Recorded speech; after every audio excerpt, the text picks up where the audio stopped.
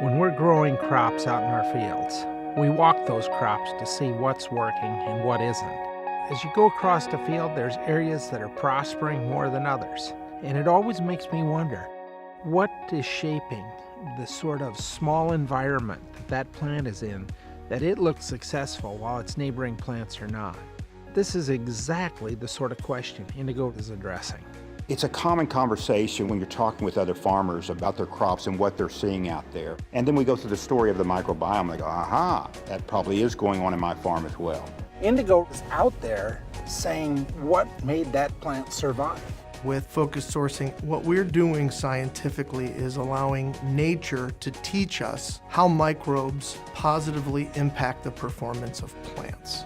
Millions of plants have been gathering microbes from the soil and then have been exposed to stresses from which a few plants are extraordinary survivors. And our hypothesis is the big plants have already solved the problem of stress by pulling microbes out of the soil and adding them to their microbiome to improve growth. So we've got some spots out here that look like they're showing some form of deficiency. So the idea is to take directly from these plants that have succeeded in solving the stress and identify the microbes from those plants and add them back to the plants to improve yields. The ideal situation is when you have two that are very close together and you have one that's sclerotic and one that looks really nice and green and healthy. The hypothesis is that for these plants that are performing well, despite being in this nutrient-deficient soil, it could be a microbe that's actually imparting that benefit on those plants. Each of the plant samples we collect from the field harbors thousands of unique microbes. The focus sourcing team aims to isolate and identify as many diverse microbes as possible. A sample of that is sent for DNA sequencing, and when we understand the microbes that are there in higher abundance in these bigger plants, then we are able to then target the isolation of those specific microbes. We then use all of that information to say we are nominating these particular microbes to advance to the next stage in our pipeline. And then ultimately they go to the field trials to see what the effect is back in the field. And the result of that would be a seed coating that we are then able to sell as a product that can go back to that grower.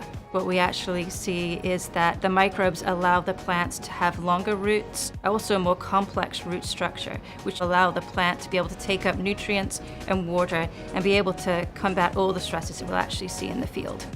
Thus far, we've seen yield improvements in every crop that we've applied focus sourcing. That includes corn, soy, wheat, cotton, and rice.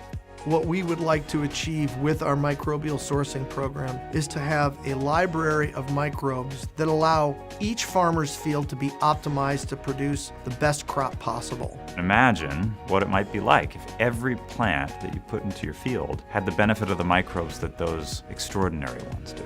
And from the start of their growth, they had the same advantages of microbial partnerships that help protect them from stress throughout the whole season.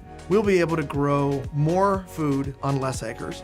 We're going to be able to make farmers have a more comfortable income. We're going to gain the trust of the consumer that the food that is being produced is safe for them. And do so potentially in every geography and every crop. We believe over time that the major food and feed companies are going to be looking for systems and treatments and processes that get closer to the consumer's demand, and Indigo delivers on all of those aspects.